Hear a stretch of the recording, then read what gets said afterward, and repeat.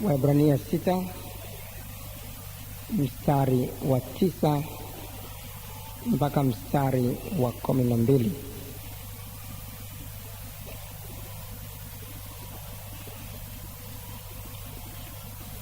Lakini wapenzi, ijapokuwa tunena hayo katika habari zenu, tumesadiki mambo yaliyo mazuri zaidi na yaliyo na wokovu.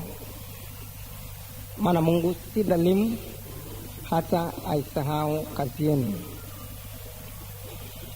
na pendo lile mlilodhihirisha kwa jina lake, kwa kuwa mmewahudumia watakatifu, na hata hivi sasa mngali mkiwahudumia.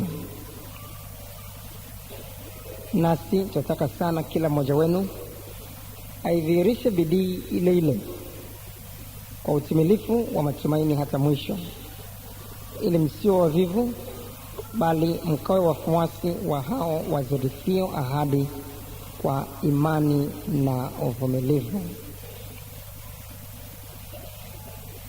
Katika mistari hii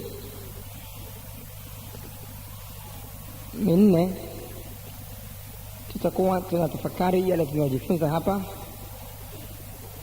chini ya kichwa cha somo kuidhihirisha bidii ile ile.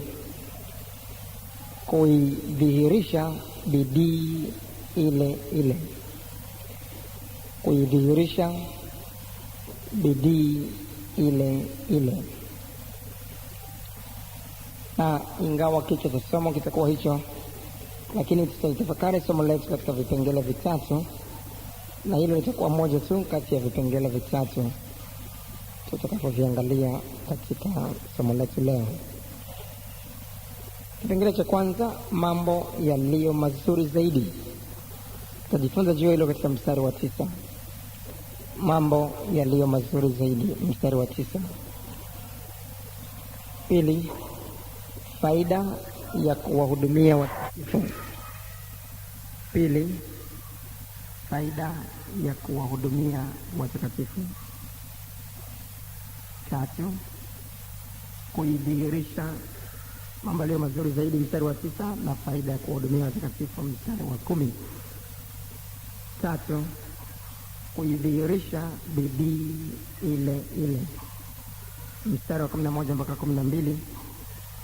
Tutajifunza juu ya hilo. Kuidhihirisha bidii ile ile, mstari wa 11 mpaka mstari wa 12. Kwanza, mambo yaliyo mazuri zaidi. Waebrania 6 sasa mstari wa 9.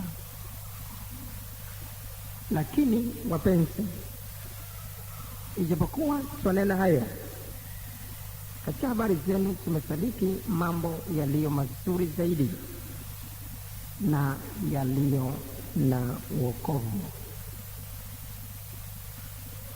Lakini wapenzi, ijapokuwa hayo katika habari zenu, tumesadiki mambo yaliyo mazuri zaidi na yaliyo na wokovu. Katika mistari iliyotangulia, Roho Mtakatifu kwa kumtumia mtumishi wake Paulo hapa alikuwa anazungumzia juu ya watu kadhaa ambao wao baada ya wametubu dhambi zao kwa kumaanisha kuziacha, waliweza kuanguka na kuiacha imani, na kwa kufanya hivyo wakawa wamemsulubisha mwana wa Mungu mara ya pili kwa nafsi zao na kumfedhehi kwa dhahiri. Lakini mahali hapa anazungumzia kwamba ingawa hayo yalikuweko, lakini yako mambo mengine ya kusadiki, mambo yaliyo mazuri zaidi yaliyokuweko miongoni mwa Waebrania. Na haya yaliyo mazuri zaidi yanatajwa kwamba ndiyo haya yaliyo na wokovu. Na kuna kitu cha kujifunza na kukikumbuka katika maisha yetu, katika safari yetu ambayo tunaiendea kila kukicha kuelekea Kanani. Hatuna budi kufahamu nini mambo yaliyo mazuri zaidi katika maisha yetu.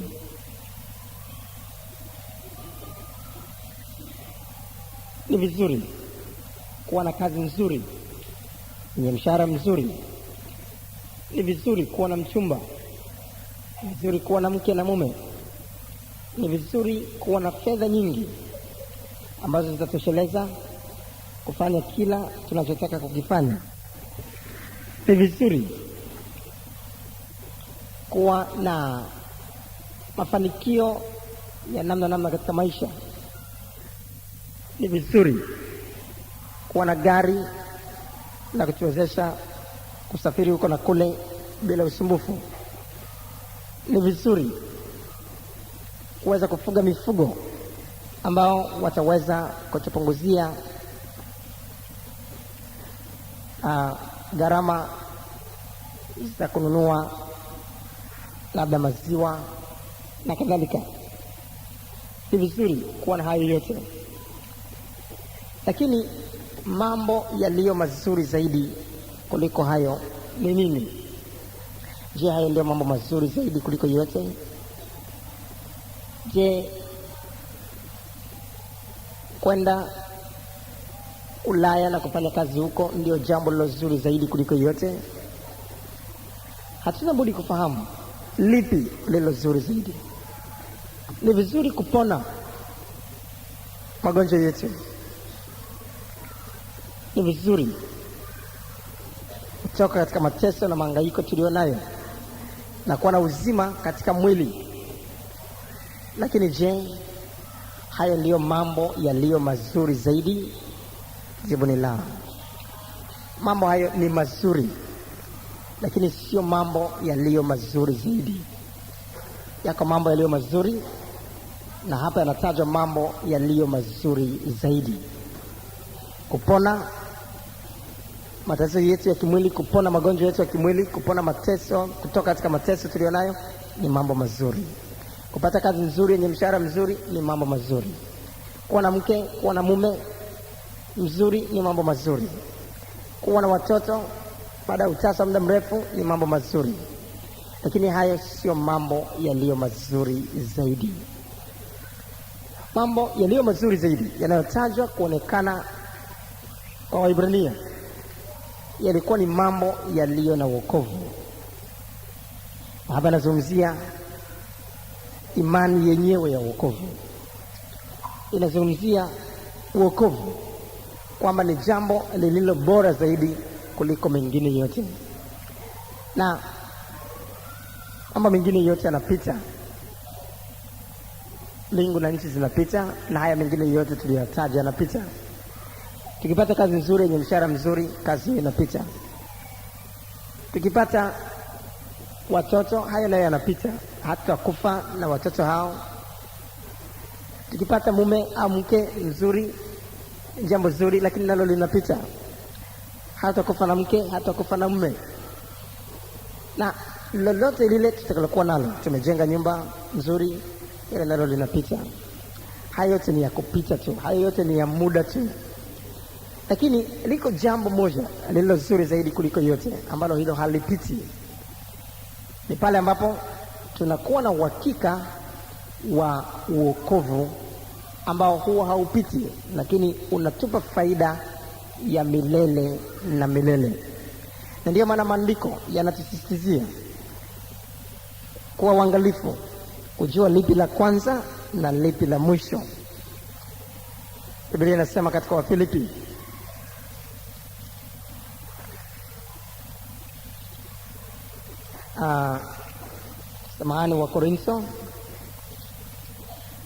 Wakorintho wa pili sura ile ya 4. Wakorintho wa pili sura ile ya 4 mstari wa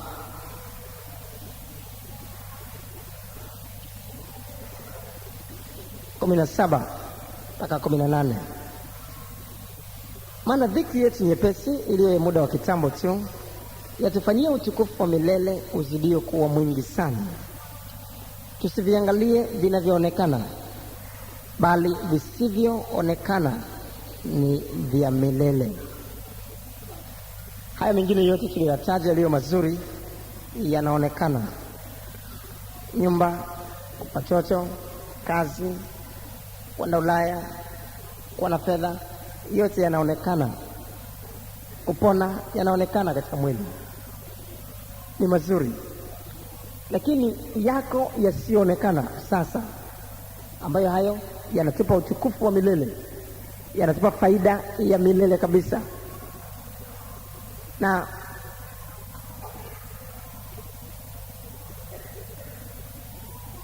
yote haya tuliyoyataja tukiyaacha, tunakwenda wapi? Tunakwenda wapi? Hatuna budi kufahamu kwamba muda unakwenda kasi, na hatujui kila mmoja wetu siku ya kutoka hapa duniani. Inaweza kuwa jioni leo, inaweza kuwa kesho, inaweza kuwa wakati wote ujao. Na tunapokuwa tunaondoka hapa duniani, tunakwenda wapi? Hatupaswi kwa namna yote kudanganyika na kufikiri maisha ya hapa duniani yanaishia hapa. Lakini mafundisho yote yanayozungumzia kwamba tukifa ndio mwisho wake, tuko kaburini hapo, tumeishia hapo, mafundisho yote namna hiyo ni kinyume na kweli ya neno la Mungu. Lakini mili yetu inapokufa ni udongo. Udongo utabaki kwenye udongo kaburini, lakini roho itaondoka, itamrudia Mungu na itakwenda katika hukumu. Aidha roho hiyo iweze kwenda katika maangamizo milele au katika utukufu milele. Na roho hizo zitakuwa zimevikwa mili mingine ambayo inaitwa mili ya mbinguni au mili isiyokuwa ya asili hii tulionayo. Maandiko nasema katika Mhubiri sura ya 12 mstari wa 7, Mhubiri 12:7, nayo mavumbi kuirudia nchi kama yalivyokuwa, nayo roho kumrudia Mungu aliyeitoa. Mavumbi, mwili tulionao ni mavumbi. Huu utairudia ardhi, lakini roho haitakuwepo ardhini kabisa. Ayubu miaka mingi iliyopita namna hiyo alifahamu jambo hili ambalo tunapaswa kulifahamu zaidi kuliko jinsi alivyolifahamu. Ayubu sura 19, Ayubu sura 19 mstari ule wa 26 mpaka 27. Na baada ya ngozi yangu kuharibiwa hivi, Ayubu 19:26 mpaka 27. Na baada ya ngozi yangu kuharibiwa hivi, lakini pasipokuwa na mwili wangu nitamwona Mungu. Haleluya. Na baada ya ngozi yangu kuharibiwa hivi, lakini pasipokuwa na mwili wangu nitamwona Mungu, nami nitamwona mimi nafsi yangu, na macho yangu yatamtazama, wala si mwingine. Ayubu alipokuwa anazungumza maneno haya, mwili wake ulikuwa umeharibiwa kiasi kikubwa sana, na alikuwa katika hali nzito, majipu kila mahali, na mwili wake umebadilika, umekuwa mweusi, na ngozi yake imegandamana na mifupa. Ana hali nzito. Lakini anasemaje? Baada ya ngozi yangu kuharibiwa hivi, lakini pasipokuwa na mwili wangu nitamwona Mungu, nami nitamwona mimi nafsi yangu, na macho yangu yatamtazama, wala si mwingine. Alifahamu huu mwili unabaki tu katika madongo, unabaki tu katika mavumbi. Lakini roho yake, kwa sababu alihakikisha inakaa katika usafi na ukamilifu, alijua kwa hiyo atamwona Mungu, atakaa na Mungu milele. Jambo hilo ndilo linaloitwa zuri zaidi, ambalo kila mmoja wetu lazima tuhakikishe kwamba tunalo. Hatupasi kuja tu hapa kama watu tunaolenga kupata yaliyo mazuri na kuliacha hili lililo zuri zaidi. Wakati wote tulenge lililo zuri zaidi kwanza. Na ndio maana maandiko sehemu nyingine nasema, utafuteni kwanza nini? Ufalme wa Mungu, na hayo mengine yote mtazidishiwa. Utafuteni kwanza ufalme wa Mungu, litafuteni kwanza hilo lililo zuri zaidi, halafu na hayo mazuri yafuate. Ayubu alitafuta lililo zuri zaidi. Ingawa alikuwa na mtumaini Bwana kwa muujiza wake, lakini tayari lililo zuri zaidi alikuwa ameliweka mkononi. Alikuwa anajua kabisa hata akifa ana uhakika wa kuingia mbinguni na kukaa pamoja na Mungu milele. Lakini wako watu wengine katikati yetu ambao watakuwa wanakuja hapa Jumatatu katika maombezi, watakuwa wanakuja katika ibada mbalimbali hapa, lakini nia walionayo ni kutafuta tu yale yaliyo mazuri. Wanatafuta mchumba, wanatafuta mke au mume, wanatafuta mume huyo au mke arudi katika familia, wanatafuta watoto, wanatafuta kupona magonjwa yao, wanatafuta kupona mateso mbalimbali walionayo, wanatafuta mafanikio ya kibiashara, wanatafuta kufanikiwa kwenda huku na kule katika masomo, labda ni Ulaya au mahali pengine. Na kwa kufanya hivyo, kwa kuja hapa kumwomba Mungu ili awape hayo mazuri, wanafanya vyema, na Mungu anapendezwa na imani yao katika kumtumaini Bwana kwamba atawapa mazuri. Lakini siku hii leo Mungu anasisitiza kwamba siwe kama Ayubu, tuhakikishe kwanza tunapata yaliyo mazuri zaidi, kwa sababu haya mengine yote yatapita. Tukipata fedha nyingi leo, kesho bado tutajikuta tunahitaji nyingine. Tukipata fedha nyingine leo, bado tutahitaji nyingine. Tutapona leo na tunaweza tukakutana na magonjwa mengine tena, na hata tukipona hatimaye tutakufa vile vile. Sasa baada ya kufa tunakwenda wapi? Ikiwa hatuna lililo zuri zaidi tulioshika mkononi, sasa tunakwenda katika maangamizo ya milele. Ndio maana hatupasi kuangalia tu yale yanayoonekana ambayo ni mazuri, lakini tuangalie yale yasiyoonekana ambayo ni mazuri zaidi. Ndio maana hatuna budi kila mmoja jioni leo kujiuliza, je, tunalo lililo zuri zaidi? Wokovu ndilo hilo lililo zuri zaidi. Na wokovu unapatikanaje? Ni kwa imani tu. Tunatubu dhambi zetu kwa kumaanisha kuziacha, alafu tunapata rehema. Mithali 28:13, azifichaye dhambi zake hatafanikiwa, bali aziungamaye na kuziacha atapata rehema. Rehema inayozungumzwa ni nini? Ni uwezo wa kushinda dhambi ambao tunapewa kutoka kwa Yesu Kristo pale tunapotubu dhambi zetu kwa kumaanisha kuziacha. Lakini wako watu wengine wanapoambiwa kutubu dhambi zao, hawaji mbele za Kristo Yesu kwa kumaanisha kuziacha. Ndio maana uwezo huu hawaupati. Wanakuja hapa kila Jumatatu, wanatubu, lakini uwezo wa kushinda dhambi unakuwa hauko kwao. Na hata wakiwakuta majumbani mwao, bado wanakunywa pombe, bado wanavuta sigara, bado wanafanya uasherati, bado wanafanya yale yote waliokuwa wanayafanya kabla ya kutubu. Hakuna badiliko lolote katika maisha yao. Hakuna namna yote inayodhihirisha kwamba wana uwezo wa kushinda dhambi sasa. Na kwa nini? Watu hawa walionekana kutubu dhambi zao, walinyosha mikono yao, wakaongozwa sala na mchungaji, lakini mbona maisha yao hayajabadilika? Mbona maisha yao hayajabadilika? Kwa nini? Mbona hawana uwezo wa kushinda dhambi? Sababu ni moja tu. Walipokuwa wanakuja kutubu na wakajaza fomu zao walizopewa, tatizo moja lilikuwa liko katika mioyo yao. Walitubu kama desturi tu na mazoea ya kutubu. Wako watu ambao wanatubu kwa mazoea tu.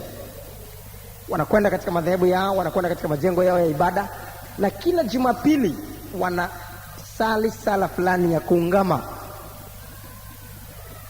Naungama dhambi zangu, naungama dhambi zangu, naungama dhambi zangu. Wanaimba tu wimbo wa kuungama, lakini hawasemi wanaziungama dhambi zao na kuziacha. Lakini wanaimba tu wimbo wa kuungama. Kila Ijumaa labda, kila Jumatano labda, wanakwenda kwa padri, wanakwenda kwa mchungaji fulani na wanaziungama dhambi zao. Padri, mimi nilifanya hivi na vile, nilifanya hivi na vile, nimefanya hivi na vile wiki nzima hii. Wanaziungama dhambi zao, lakini katika mioyo yao hawamaanishi kuziacha. Sasa kuziungama dhambi bila kumaanisha kuziacha, hakuwezi kutufanya tupate msamaha. Hebu jaribu kuwaza mtoto huyu ambaye anafumwa jikoni, anaiba nyama. Mama amepika nyama, na nyama iko katika sufuria inachemka. Na huyu mtoto anaangalia kuna kule, mama hayuko na hakuna wa kumuona, na anatafuta uma, alafu anainyofoa nyama moja kati ya hizo, na bado ni ya moto sana. Kwa hiyo akijaribu kuishika hivi inamunguza na iachia, alafu anatafuta chumvi, alafu anaendelea kuipoza.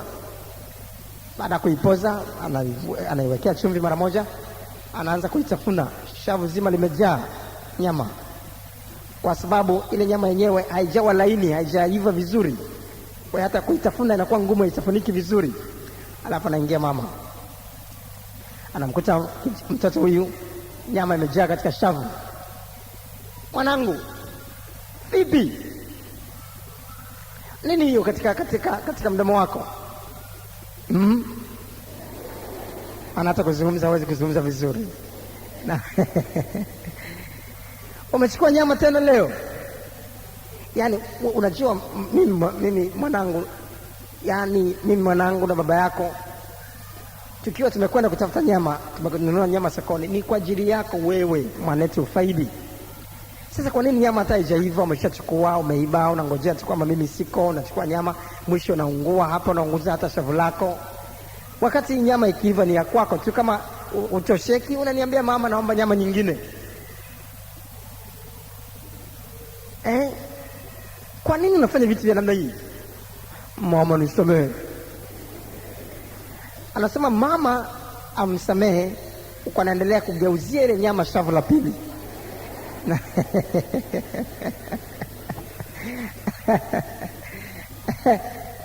Mama nisamehe, huku nyama ile anaigeuza iende kwenye upande wa pili wa shavu la kuume. Sasa maana ilikuwa upande wa shavu la kushoto. Sasa anapataje, anaonyeshaje kwamba kweli anatubu? Wewe yaani unaomba msamaha wakati bado unaendelea kuitafuna hiyo nyama? Niache tu niimalize hii. Na utamwaziaje mtoto namna hiyo? Mtoto namna hiyo hataonekana kwamba kweli anamaanisha kutubu. Lakini mara moja anapokuwa anasema mama nisamehe, alafu akaitoa ile nyama akaitupa na kujuta namna hiyo, hali hiyo inaonyesha kweli mtoto yule anajuta kwa yale aliyoyafanya. Yuda Iskariote alijuta,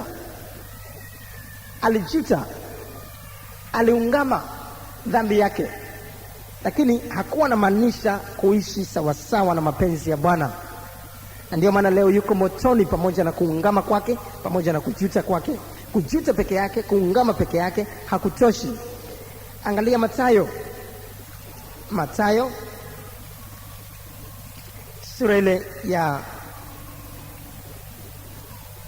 Mathayo sura ya 27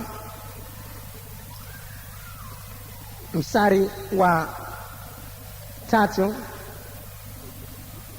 mpaka mstari wa 5. Mathayo 27 mstari wa 3 mpaka wa 5. Kisha Yuda yule mwenye kumsaliti alipoona kuwa amekwisha kuhukumiwa, alijuta. Angalia neno hilo. Akawarudishia wakuu wa makuhani na wazee vile vipande 30 vya fedha, akasema, nalikosa nilipoisaliti damu isiyo na hatia. Amejuta, anaungama kukosa. Wakasema, basi haya yatupasani sisi, yaangalia haya wewe mwenyewe. Akavitupa vile vipande vya fedha katika hekalu, akaondoka, akaenda akajinyonga. Amejuta na kuungama kukosa, lakini bado anaendelea kufanya yale yasiyo mapenzi ya Mungu. Anajiua.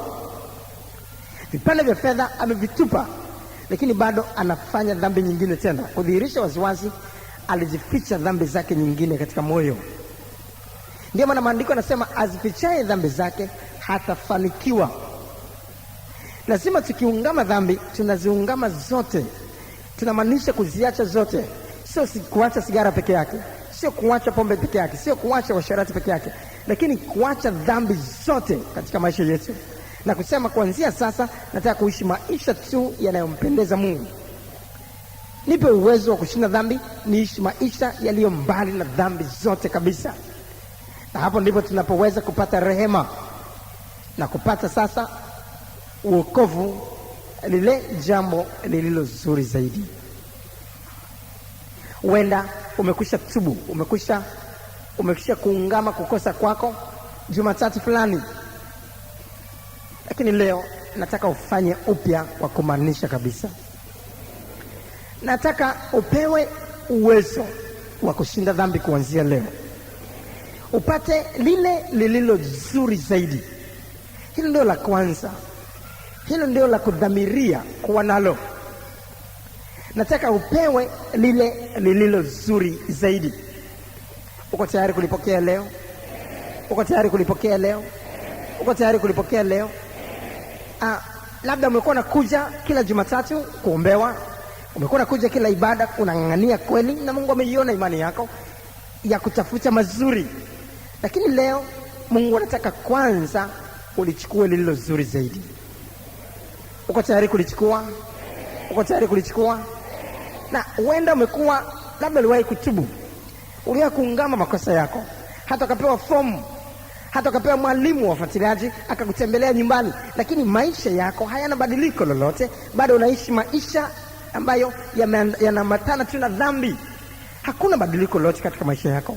Huwezi kusema waziwazi kama Ayubu kwamba ingawa ngozi yangu imeharibika hivi, lakini pasipo mwili wangu nitamuona Mungu. Ayubu alikuwa na hakika kabisa ya kumuona Mungu, kwa sababu aliishi maisha yaliyo mbali na dhambi, aliishi katika usafi, alikuwa na uwezo. Hata aliweza kusema, zamani nilikuwa hivi, lakini sasa niko hivi. Lakini baada ya kutubu kwako, huwezi kusema zamani mimi nilikuwa mlevi, nilikuwa mvutaji wa sigara, nilikuwa naishi maisha yaliyo mbali na dhambi yote, nilikuwa mwongo, msengenyaji, nimejaa kila namna ya mabaya. Lakini sasa siku ile nilitubu dhambi zangu na Bwana akanibadilisha. Angalia maisha ninayoishi sasa. Una ujasiri wa kusema hivyo, maana maisha yako hayajabadilika. Lakini leo ukiungama dhambi zako kwa kumaanisha kuziacha, utapata rehema hiyo. Utapata rehema hiyo. Utapata rehema hiyo. Na tunapokuwa tunaziungama dhambi zetu kwa kumaanisha kuziacha, tunakuwa hatumwijii Mungu na kumpa masharti. Mungu, natubu dhambi zangu kwa kumaanisha kuziacha, lakini kubadilisha dini yangu siko tayari. Huyu ni Bwana, huyu ni mtawala, huyu Yesu Kristo ni mtawala, ni Bwana, na sisi tunakwenda kwake kama watumwa. Lile atakayotuambia tufanye wakati wote katika maisha yetu, tunapaswa kuwa tayari katika jina la Yesu. Hatumwijii kwa masharti, Hatumwambii niko tayari kuungama makosa yangu, lakini Mungu, hili na lile usiniambie. Usiniambie kubatizwa tena. Ukiniambia hivyo tutakosana Yesu leo. Kama hiyo hatuwezi kupata rehema hizi. Hatuwezi kupata uwezo huu wa kushinda dhambi. Hatuwezi kupata hili jambo lilo zuri zaidi. Ndio maana watu wanatubu tu kila siku, unaona tu kila siku wananyosha tu mikono, maana kila neno likihubiriwa wanajiona tu ni wenye dhambi, maana maisha yao hayana badiliko, kwa sababu wanamwijia Yesu na masharti. Tunatakiwa leo tumwijie Bwana bila kumpa masharti yoyote. Unajua, tunaponyosha mikono tunatakiwa kujisalimisha kwake, kujisalimisha kabisa. Kama mateka huko katika hali ya kufa, unaona kabisa mauti ni ya dhahiri na unataka kuokolewa usife. Sasa unanyosha silaha zako zote juu, unajisalimisha. Hakuna mazungumzo yoyote, hakuna chochote kile kingine. Hebu jaribu kufikiri, huyu mateka anajisalimisha, anaweka silaha zake juu namna hii, anasema yani kweli sitaki kufa, na hata najisalimisha kwenu, lakini kuyafuata ya kwenu sikubali. Mateka, mtu anamea atakufa pale pale, hawezi kwa namna yote kushinda. Lakini mateka unajisalimisha, unataka uokovu, moja kwa moja unajiachilia kwamba lolote mtakaloniambia kufanya niko tayari tangu sasa. Silaha zangu zote hizi, sitaki kufanya lolote la kwangu, niambieni kufanya lolote, niko tayari. Hapo utapata uokovu. Amen. Ndio tunatakiwa kufanya leo. Uko tayari kulifanya? Ukifanya hivyo utapata jambo lililo zuri zaidi bila kuchelewa. Sasa hivi nataka watu wana hiyo ambao wanataka jambo lililo zuri zaidi bila kumpa Yesu masharti yoyote, na kusema, Bwana, lolote utakaloniambia kufanya niko tayari, mapenzi yako yatimizwe. Hawa leo kwa dhahiri maisha yao yatabadilishwa kabisa. Nataka hao bila kujadiliana na mawazo, wasimame kwa miguu yao. Wasimame kwa miguu yao. Mungu awabariki sana. Mungu awabariki sana. Wewe ambao unasema, mimi kweli kuanzia sasa nataka jambo lililo zuri zaidi.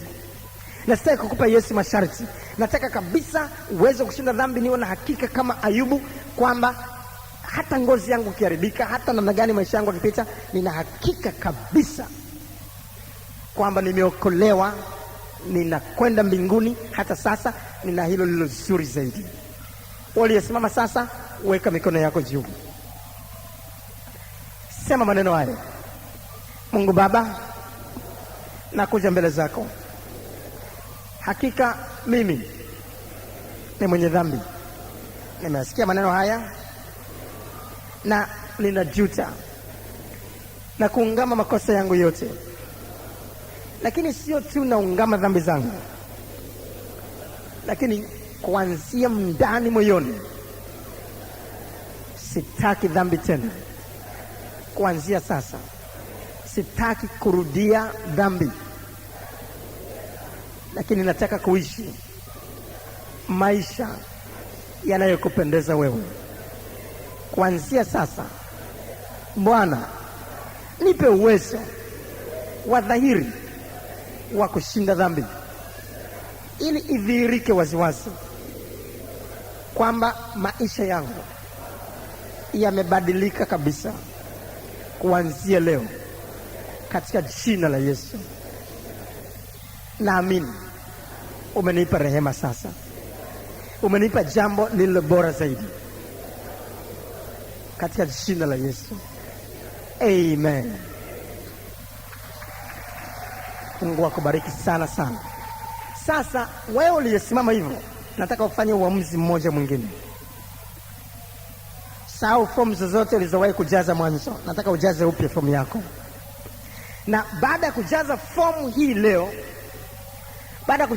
hii leo, maisha yako utakumbuka kabisa kwamba siku fulani, tarehe fulani, nilitubu dhambi zangu na Bwana akanibadilisha. Hata unaweza kusema kabisa, niliokoka siku fulani. Amen. Amen.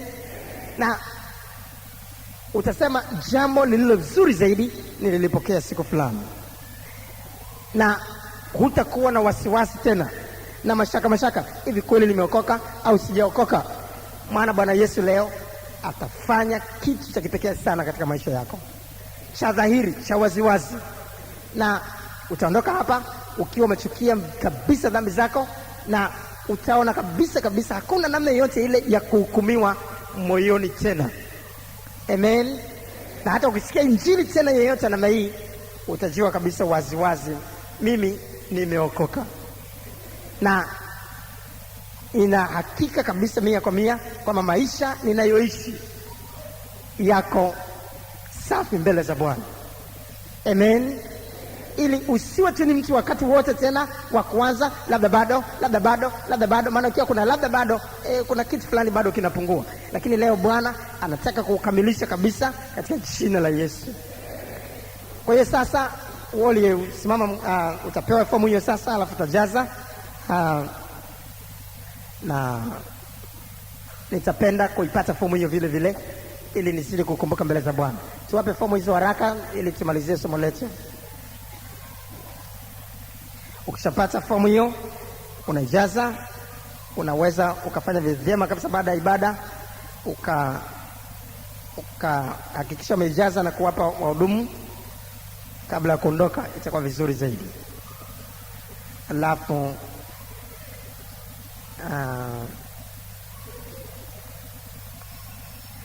nitaipata na kuendelea kukupa msaada wa kiroho kupitia kwa wasaidizi wangu na kuzidi kukuombea ili jambo lile zuri zaidi ambalo liko tayari ndani mwako leo likufanye kukaa na Mungu milele. Na kwa namna hiyo utakuwa umefanya vyema, vizuri sana. Sasa tuendelee katika kipengele cha pili, faida ya kuwahudumia watakatifu, mstari wa 10.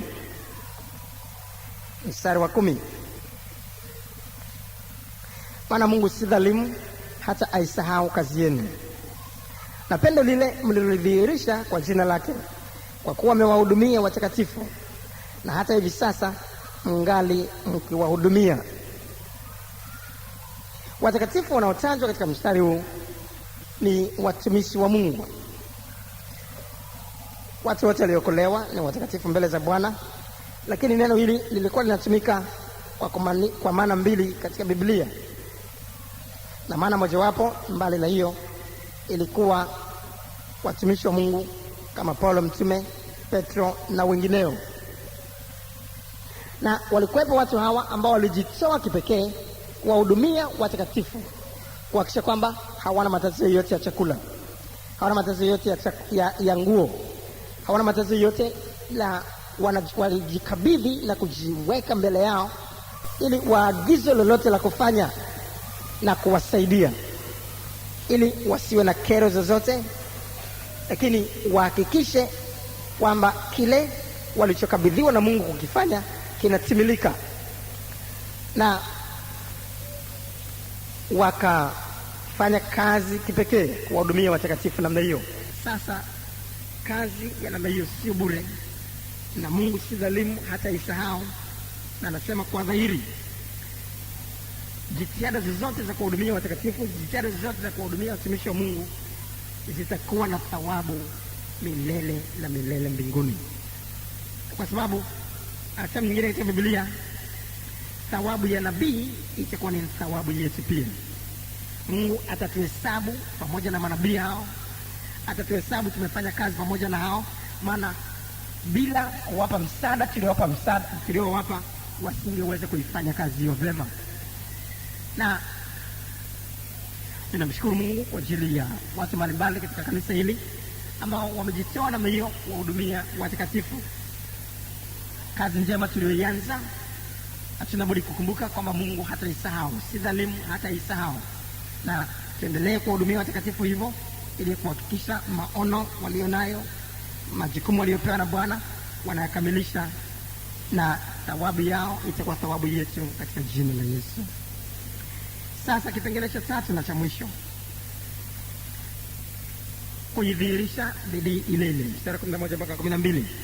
Na tunataka sana, sio kidogo, kila mmoja wenu aidhihirishe bidii ile ile kwa utimilifu wa matumaini hata mwisho, ili msio wavivu, bali mkawe wafuasi wa hao wazirithiwa ahadi wa imani na uvumilivu. Mahali hapa wanazungumzia watu walioanza vizuri, lakini wakawa haidhihirishi bidii ile ile, wakaanza kuwa wavivu, wakawa wafanye yale waliokuwa wanafanya mwanzo. Na leo hili ni kweli kwetu hata leo. Wako watu wengine ambao walianza kwa bidii kuhudhuria kila ibada, lakini sasa hivi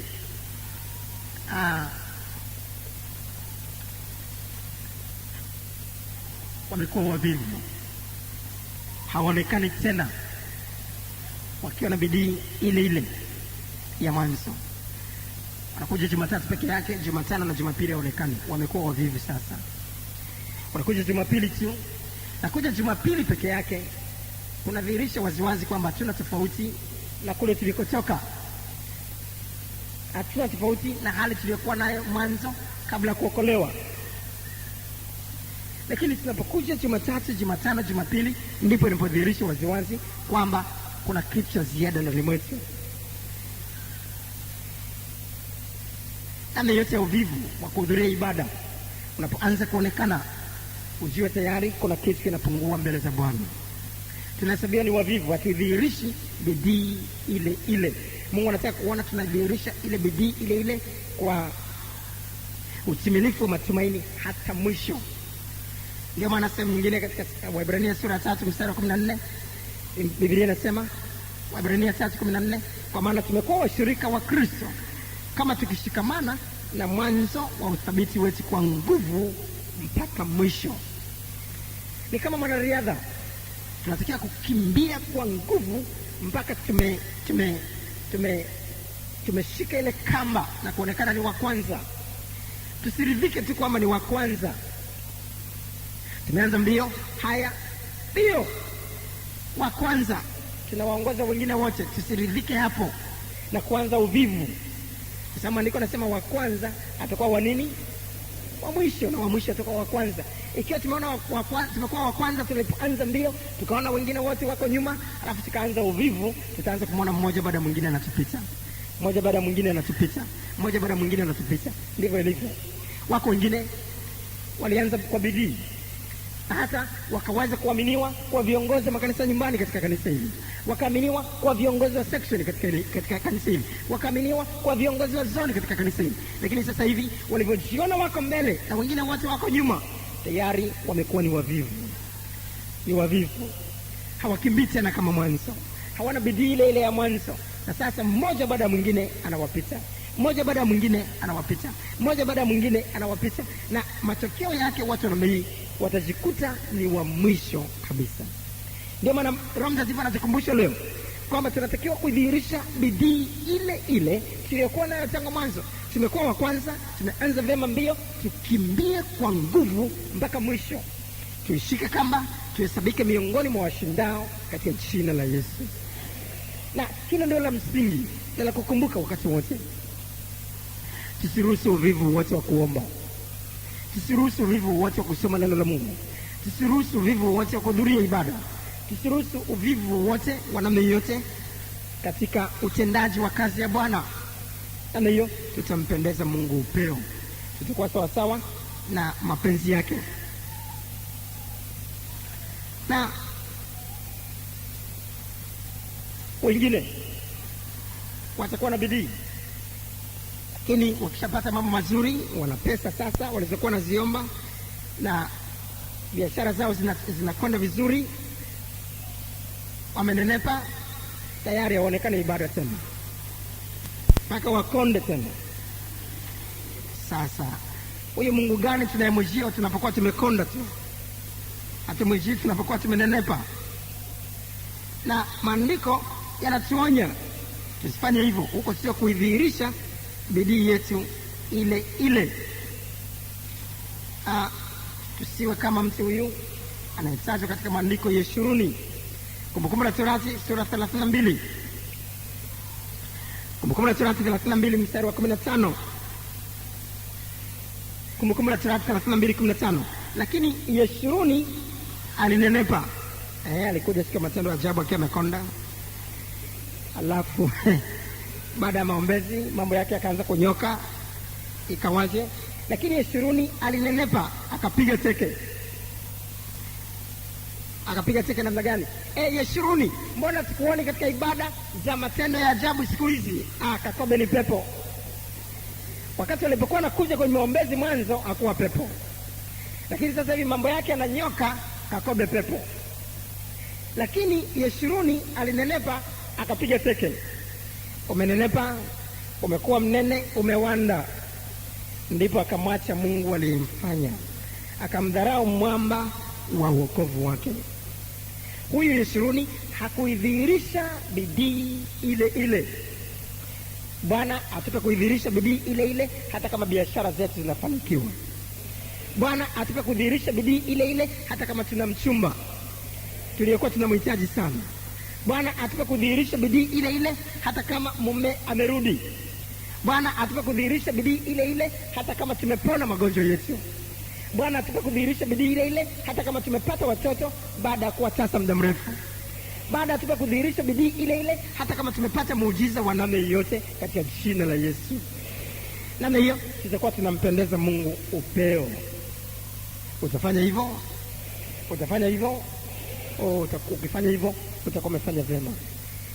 Lakini hatuna budi kukumbuka vile vile, kazi ya shetani ni kutukatisha tamaa.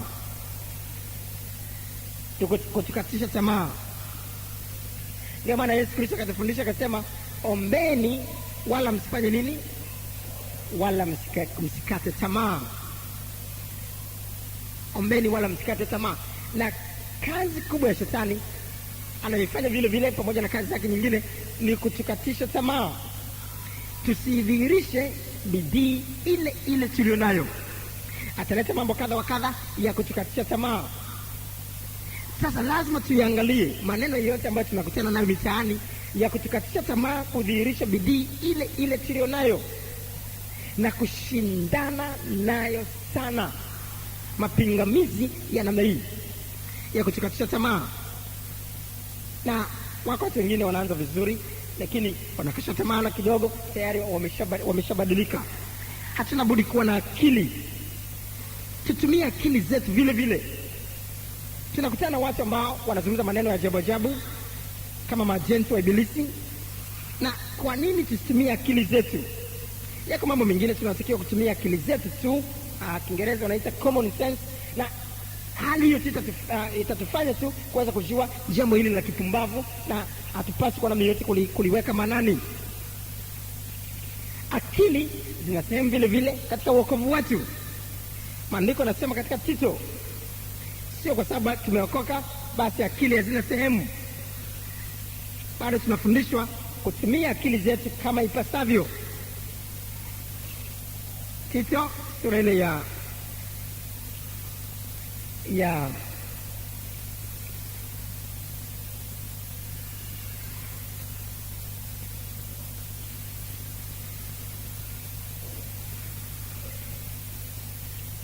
kuna kitu kimoja hapa ambacho tunajifunza, ambacho tunatakiwa kukizingatia sana.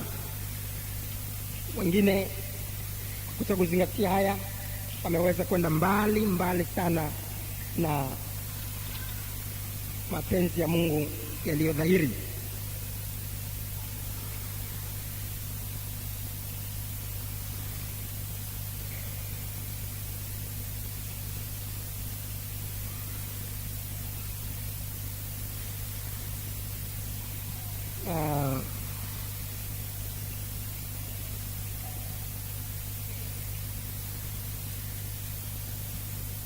Na tuangalie mambo mawili hivi hapa katika Tito sura ile ya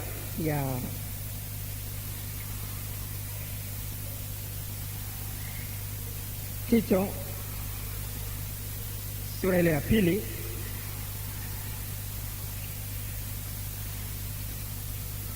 mstari ule wa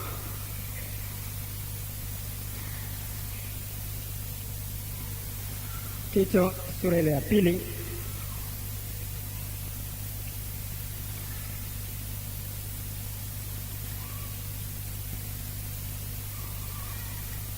mstari ule wa kwanza mpaka wa 2. Lakini wewe nena mambo yapasayo mafundisho yenye uzima, ya kwamba wazee wao wenye kiasi, wastahivu, wenye nini? Wenye busara. Kwa maana nyingine hapa tungeweza kuzungumzia kwamba ni wenye nini? Wenye akili. Watu ambao watakuwa na akili wataweza hata kupambanua lipi ni lipi, na wakaweza kwa dhahiri kuweza kuonyesha kwamba wana akili pia. Maandiko sehemu nyingine yanasema hivyo, tumieni akili kama iwapasavyo. Tutumie busara, tutumie ufahamu wote tulionao katika kuyaangalia mambo kwamba ndivyo alivyo au namna gani. Kuna Jumapili iliyokwisha kulikuwa na wanakwaya hapa, walitokea mlango huu hapa. Walipotia mlango huu hapa wakawa wanaonyesha jinsi ambavyo masuala yetu ya video yanavyokuwa yanaendelea kama tulivyoelezana Jumapili. Na mtu mmoja aliyekuwa ameketi kwenye kiti kule, napata taarifa zake, akapiga ukelele na kushika na kupigwa butwaa. Kumbe watu wabaya sana hawa. Mtu mmoja akamuuliza, nini kwani? Watu wabaya kina nani? Akasema, unajua waliniambia eti huko anakotokea mchungaji ndiko anakofuga majini yake,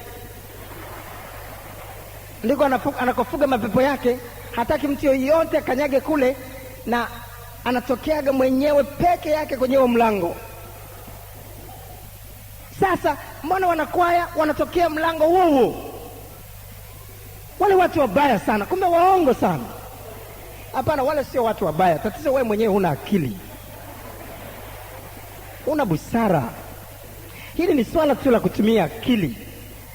Na ikiwa shetani anatuletea mambo ya kutukatisha tamaa, na wakati akili zetu zipo, tunaweza kutumia common sense, tunaweza kutumia namna tukaweza kuona upumbavu toka ondoka hapa. Namna hiyo utaweza kuona, ndivyo tunavyoweza kuidhirisha bidii yetu ile ile. Lakini wako watu wengine ambao hawatumii hata busara ya kawaida, hata tu akili tu ya kawaida. Na tuna watu hawa ambao wanakuwa wanapiga kelele kila kukicha. Kakobe anatumia majini, Kakobe anatumia uchawi, ndio maana anavuta umati wa watu, ndio maana anafanyika miujiza mikubwa namna hii. Unajua mimi hawa nawaita manabii wa Baali. Wote hao nawaita manabii wa Baali. Wapumbavu kabisa hawa. Ni kwamba ikiwa ninyi mna Yesu kuliko Kakobe, na Kakobe anatumia majini, anatumia pepo, anatumia nguvu za giza, mnatakiwa kumthibitishia Kakobe kwamba mna kitu cha ziada kuliko yeye. Hivyo Elia akasema, manabii wa Baali 400, njoni hapa. Akamwambia, ninyi mnatumia mambo yenu mnayafanya kwa Baali, hamna Mungu aliye hai, mnatumia mashetani, mnatumia hiki na kile, mnatumia nguvu za giza, manabii wa Baali. Sasa kaeni hapo na mimi nitakaa hapa. Akamwambia, ninyi 400 simameni hapa, na mimi mmoja nasimama hapa. Litieni jina la Bwana Mungu wenu, litieni jina la Baali, litieni jina la shetani, litieni jina la Baali, tumieni nguvu za giza zenu zote na majini na vinyamkera, na mimi nitalitia jina la Mungu aliye hai hapa. Halafu tuone nani aliye Mungu, nani ana Mungu zaidi Elia akasimama akasema, tuko hapa, haya anzeni. Unajua walivyoanza kujikanyaga kanyaga, wakaomba hakuna jibu, wakaomba hakuna lolote, wakajikanyaga kanyaga hakuna chochote, wakajikatakata hata kwa nyembe ili Mungu wao ajibu. Alafu huyu aliyekuwa na Mungu aliye hai Elia akawadhihaki, akawaenjoy, na akasemaje? Angalia maneno yale, Wafalme wa kwanza 18 mstari wa 26 mpaka mstari wa 29. Wakamtoa yule ng'ombe aliyepewa, wakamtengeza, wakalitia jina la Baali tangu asubuhi hata adhuhuri, wakisema, Baali utusikie. Lakini hapakuwa na sauti wala aliyejibu. Nao wakarukaruka juu ya madhabahu walioifanya. Ikawa wakati wa adhuhuri, Elia akawafanyia dhihaka, akasema, mwiteni kwa sauti kuu, maana ni Mungu huyo, labda anazungumza, au ana shughuli, au anasafiri, au labda amelala, sharti aamshwe. Wakapiga kelele, wakajikatakata kwa visu na vyembe kama ilivyo desturi yao, hata damu ikawachuruzika. Ikawa wakati wa dhuhuri ulipopita, walitabiri hata wakati wa kutoa dhabihu ya jioni, lakini hapakuwa na sauti wala aliyejibu wala aliyeangalia. Alafu hatimaye akasimama Elia akaomba, moto kashuka, rip, akawaambia, hamna Mungu nyinyi 400 ninyi wote hamna Mungu. Na sasa nawapa changamoto hawa wanaosema Kakobe natumia pepo, wao wamefanya nini? Wamefanya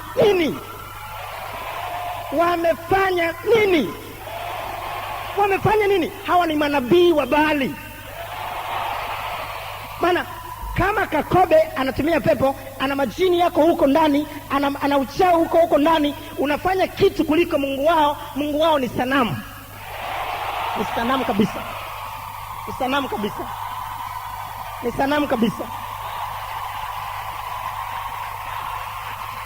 kabisa. Na wachungaji hawa kule anatumia nguvu za giza, wana washirika 5 miaka 30. Washirika 5 miaka 30. Kule kuna maelfu ya watu, anatumia pepo, anatumia nguvu za giza. Manabii wa Baali hao. Maana kama kuna kitu cha ziada, kaeni chini mjifunze. Amen. Lakini kelele, anatumia majini, anatumia nguvu za giza. Na mimi tunawainua wachawi katika nchi hii kwamba wana kitu cha ziada. Shetani ni mkubwa kuliko huyo Yesu tunayemhubiri. Huyo Yesu wa kwao sana cha kuwawezesha ni kucheza mapambio na madansi basi. Hilo tu ndio Yesu wao huyo. Mimi simtaki wa namna hiyo. Mtaki na mimi. Na mhubiri Yesu mwenye nguvu, na mhubiri Yesu anayejibu, na mhubiri Yesu mwenye uwezo kuliko shetani, na mhubiri Yesu ambaye ninaweza kusimama kama Elia. Unajua wako watu wengine ambao wanasema Kakobe miujiza tu wakati wote, sisi hatuamini. Na watafuta watu namna hii ambao hawaamini miujiza. Unajua siku moja nilikwenda mahali fulani kwenye chombo fulani cha habari, nikawaambia watangaze tangazo langu fulani la mkutano wa miujiza. Wakasema sisi sera yetu hatuamini muujiza. Nikamwambia wewe uamini muujiza wewe? Uamini muujiza? Nikasema sasa nitaomba ufukuzwe kazi. Ndio. Kama uamini muujiza nitaomba ufukuzwe kazi, ndio utakuwa muujiza wako wa kwanza kuona.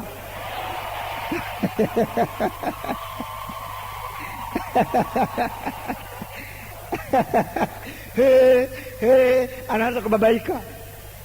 Tunatakiwa kuwa na watumishi wa Mungu namna hiyo leo. Tunatakiwa kuwa na watumishi wa Mungu leo ambao wataomba na moto ushuke kutoka mbinguni. Kinyume cha hapa tunahubiri nini? Tunahubiri tu maneno. Nyakati za kushawishi watu kisiasa zimekwisha. Watu wanataka kuamini kwa tendo namna hiyo. Na hii watu wanaosingizia kuna pepo, si unajua kule wanakula vichwa vya mbwa ndio maana mambo yanakwenda vizuri. kule si kuna nini. Hawa watu wamefilisika kiroho, wamekwisha, wako hoi tabani. Kumbe walitakiwa kunyenyekea na kushuka chini na kukubali na kusema Kakobe ametuzidi ujanja. Imekuwaje akafanikiwa? Wakae chini, tufanye seminar, tufanye conference, niwaambie 1 + 2 = 3. Amen. Amen. Amen. Amen. Lakini kelele za kipumbavu za namna hii, kelele za kipumbavu namna hii ndio zinazidi kuwafanya hata wengi wachomoke kwao zaidi. Lakini kumbe wangekaa wakajifunza, wangekuwa na nafasi nzuri wao nao, wakatumia mbinu zilizotumika, makanisa yao yakakua, yakaongezeka. Kuna gharama zake, na wao wangejifunza hivyo, kwa sababu ikiwa kuna karama zozote zilizokuja ni kwa ajili ya mwili wa Kristo, kwa ajili ya kanisa lote. Lakini ukikaa tu majini, pepo, na wanakutana watu wengine katikati yenu ambao hawana akili, hawana busara, majini yamefugwa kule ndani, na akitoka anatoka nalo moja, anasimama nalo huku. What's this? Kitu gani hivi? Ndio tatizo linalokuwepo, ndilo hili. Sijui wanakutana na ngumbaro ambao hata kusoma wajasoma, sijafahamu. Tatizo liko wapi? Unawezaje kuamini upumbavu wa namna hii? Mshike mkono jirani kumwambie usiamini upumbavu wa namna hii.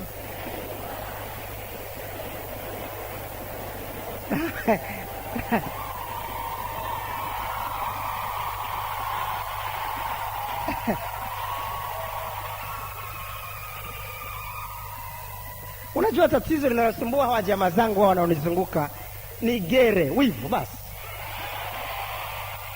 Sasa wivu wa nini? Hakuna mtu anayejenga ufalme wake mwenyewe, wote tunajenga ufalme wa Kristo.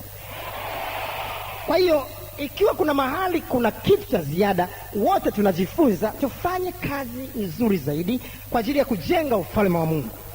Na mtu yote akiwa na wivu kwa ajili ya kazi fulani ya Mungu ni mpumbavu kuliko, kwa sababu hapa hatujengi kitu cha mtu, tunajenga ufalme wa nani?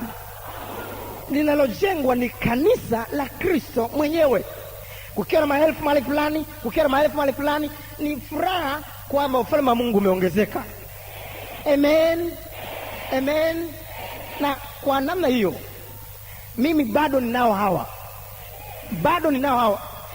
Ninawaambia siku moja watakaa kwenye conference, mtakumbuka.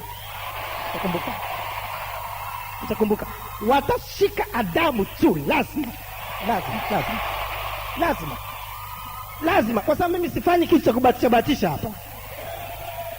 Angalia, manabii wa Baali 400 wote walimzunguka mmoja Elia. Unajua hata mimi nimezungukwa hivyo, kila mtu kinyume. Lakini wamefanya nini mpaka leo? Wamefanya nini? Wamesimama madhabahuni, msiende, mbona mnakuja?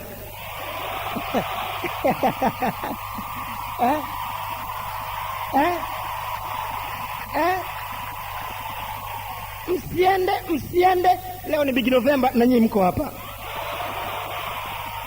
Kwa nini? Kuna kitu cha ziada hapa. Kuna kitu cha ziada.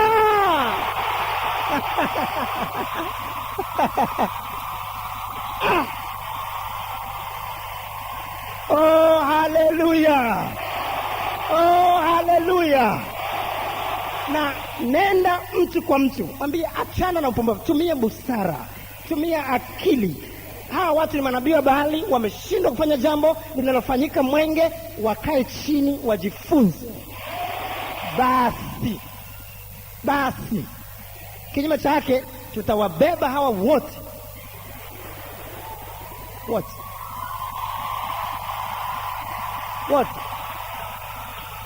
tutawabeba mmoja baada ya mwingine, wote. Na kelele hizo, kwenye mlango lile kuna majini, wanakula hizo kelele, kwangu mimi sinaona zinanifanya kunenepa. Na hazi ni babaishi kabisa. Kelele za kipumbavu namna hizo zinaweza kumbabaisha mtu asipate usingizi. Una Mungu aliye hai, una uwezo wa kipekee wa kulitia jina la Bwana likaleta matokeo mara moja. Unapuuza. Na wewe puuza. idhihirishe bidii ile ile. Amen. Unasikia maneno vipi huko? Kuko hivi, kuko hivi, kuko hivi. Unajua watu hawa ni sawa sana wale watu wa ajabu wale ambao sungura anaangalia zile zabibu zilizoiva, anashindwa kuzipata, anasema bado mbichi hizi. Bado mbichi, hazijaiva. Vipi? Mbichi zile.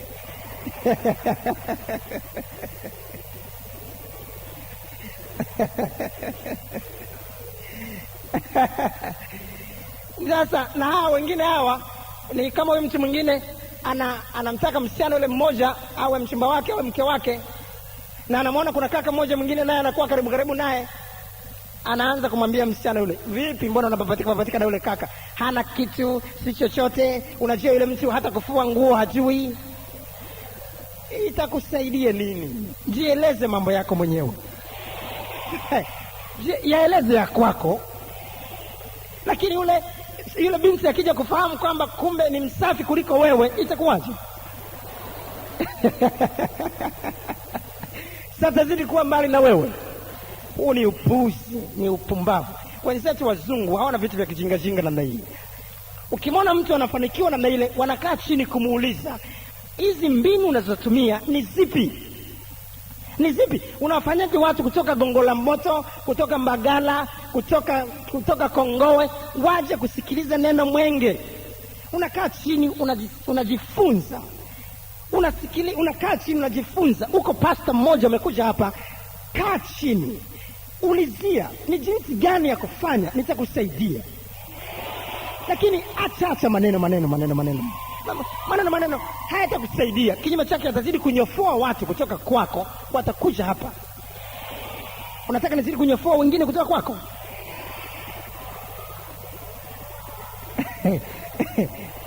Ni wanyofoe.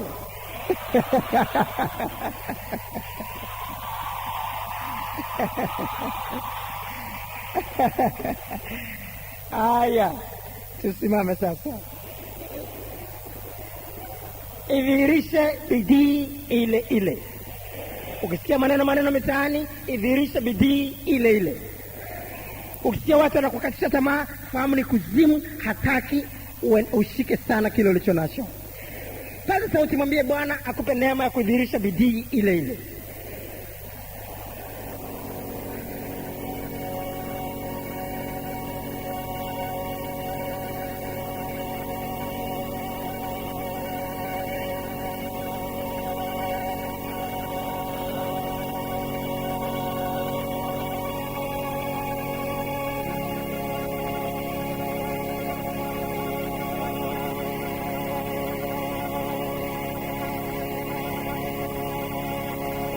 Ukiwa umepona magonjwa yako, idhihirishe bidii ile ile. Ukiwa umefanikiwa kibiashara, idhihirishe bidii ile ile. Ukikutana na maneno ya kutukatisha tamaa, idhihirishe bidii ile ile. Ukikutana na kila maneno ya kukuvunja moyo, idhihirishe bidii ile ile. Ukikutana lolote, idhihirishe bidii ile ile.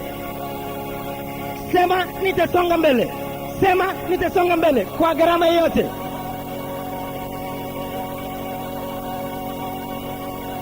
Bwana atakupa neema ya kufanya hivyo. Atakupa uwezo wa kufanya hivyo. Katika jina la Yesu. Mungu mwema, tuko safarini.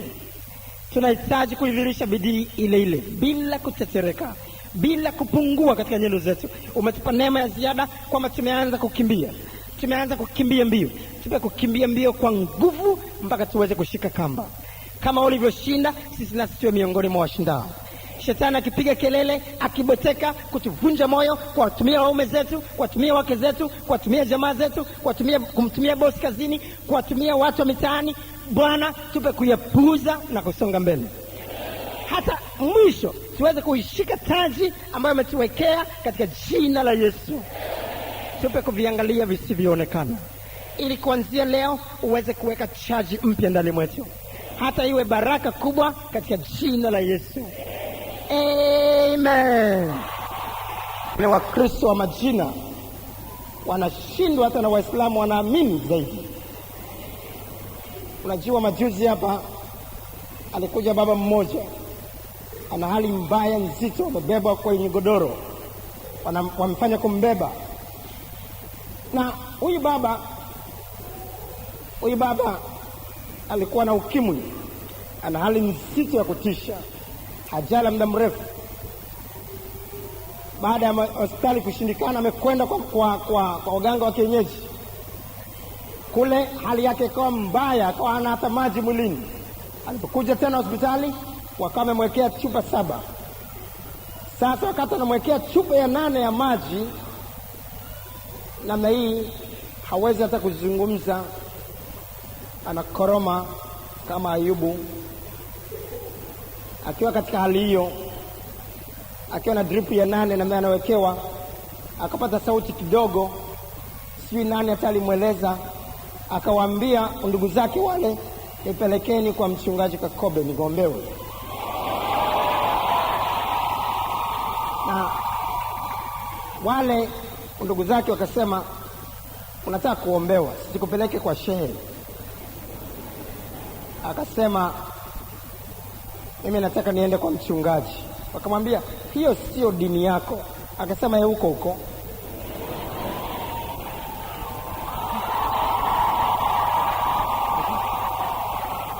Lakini wako watu wengine wameshikilia dini kama chapati.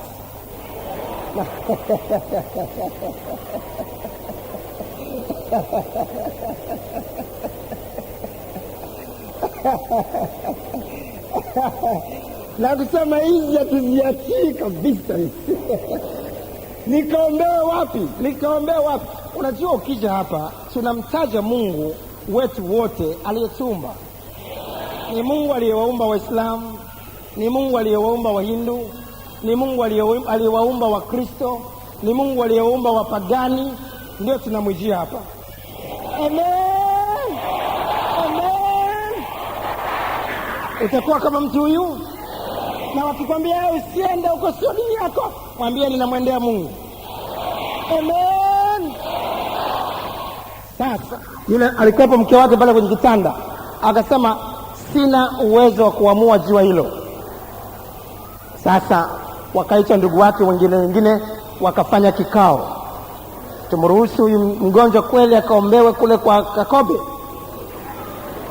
Wakafanya kikao kile kikameguka vipande viwili. Kipande kimoja kikasema, hapana kabisa kukanyaga kanisa, hamna. Kile kipande kingine kikasema, sasa imani yake imekwenda kule, sasa tufanyeje?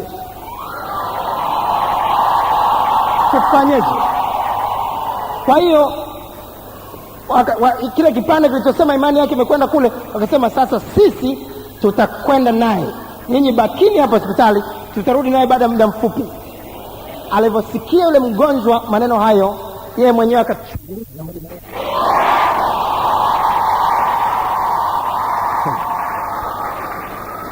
alivyochomoa drip, wakamleta. Na madaktari wale wakashangaa, vitu gani vinafanyika hapa? Wakamleta mzega na meyo. Ilikuwa ni siku ambayo sio ya ibada. Nikaambia, yuko mtu na meyo ameingia hapa. Kaenda kumwangalia, amelala na meyo manzi tu hivi anamfuata. Ndugu kaka yake huyo mmoja Muislamu mwenzake, na mke wake yuko hapo, na ndugu zake wengine 2 wamekaa kwa nje. Wanasema sasa, yeye ameng'ang'ania, anasema tu mchungaji Kakobe, basi tumemleta, mwombe. Kaenda pale, nasema, kwa jina la Yesu Kristo, mauti iliyotanda kwa huyu iondoshwe, itolewe kabisa, na Bwana weka uzima ndani yake huyu mara. Baada ya maombi hayo, nikaondoka. Nilikuwa na shughuli nyingi siku hiyo, nikatoka kule nikaendelea na mambo mengine huko. Na baada ya dakika chache,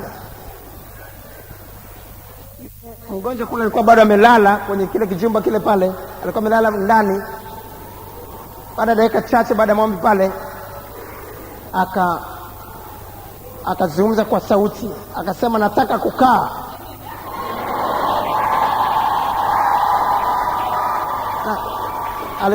Alikuwepo dada mmoja pale na akamwambia unasemaje? Anasema nataka kukaa, nimepona.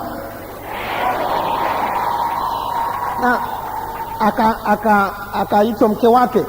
Mke wake yuko wapi? Huyo hapa. Anasema nataka kukaa, amepona, hebu mkalishe. Amei kukaa, akacheka na mimi, akaangalia wote na mimi. Alivyocheka kuangalia wote, akasema kwa sauti kubwa, akasema nina njaa, nataka kula. Unajua lilotokea wakati yule mtu anasema nina njaa, nataka kula, sasa anataka kuinuka aondoke na mimi.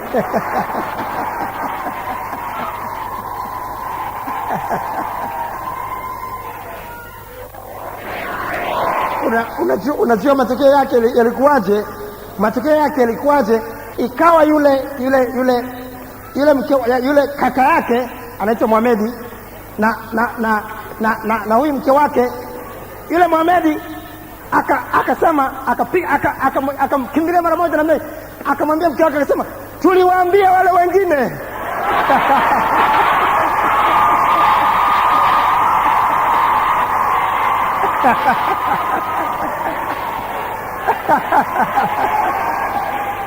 Anasema wale wabishi sana, wale wabishi sana.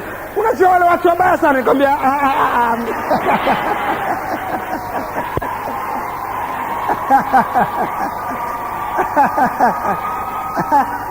nikamwambia hapana, wale sio wabaya, wale wazuri tu. Ile sasa hivi baada ya huyu mgonjwa kuwa hivi, nendeni mkawaambie habari za mambo mlioona hapa. Amen. Amen. Yule baba akaletea chakula kidogo pale, anaondoka, utafikiri sio yule aliyekuja, utafikiri ni mwingine kabisa kabisa. Inawezekana kwako leo, inawezekana kwako leo, inawezekana kwako leo, inawezekana kwako leo. Siku kama 3 zilizopita alikuja mgonjwa na hiyo vile vile wa ukimwi, na wamekata tamaa kule hospitali, wamemwambia arudi nyumbani afe. Na baada ya hapo akawa ameletwa na mume wake kwa mzegazega namna hiyo. Amekuja hawezi kutembea, amebebwa namna hiyo, wakamweka hapo. Alipokuwa amembeba namna hiyo, nikaitwa. Hali yake ilikuwa mbaya sana, namna hiyo mbaya sana. Kufika pale, yuko na anafumba macho kama Ayubu, na nikamwambia mama, uzima utakukalia sasa hivi. Alikuwepo mume wake hapo, ni mwanajeshi, amekimbia haraka kutoka kule kwenye kazi, baada ya kuona yule mama anapiga tu kelele, mchungaji Kakobe, nipeleke nikaombewe, nikapeleke nikaombe. Akajisahau, amekuja na magwanda yake hapa na manyota yamezagaa kila mahali. Utafikiri amekuja kicheshi. Nikamwambia baba, huyu mke wako sasa hivi atainuka na kuchangamka. Ananiangalia na kodoa macho na mimi, anaona ni kama kitu hakiwezekani. Nikaona nisipoteze muda na yule mtu, nikaanza kuomba. Baada ya maombi namna hii, yule mama akainuka, akaruka, akamkumbatia mume wake namna hii. Ametoka pale kwenye uwanja ule pale, akawa anaruka kama mwenda wazimu, anaruka kila mahali, nimepona.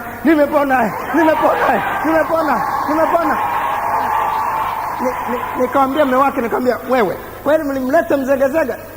Hasa ndivyo tulivyomuingiza hapo, unajua hata mimi sielewi. Leo kama umekuja kwenye mzegazega, unaondoka ukikimbia,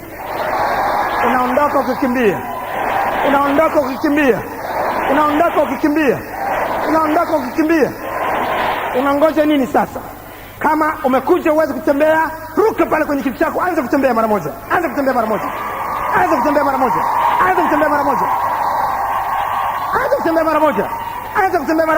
Umekuja uweze kutembea, umelala, ruka, anza kutembea kwa jina la Yesu Kristo.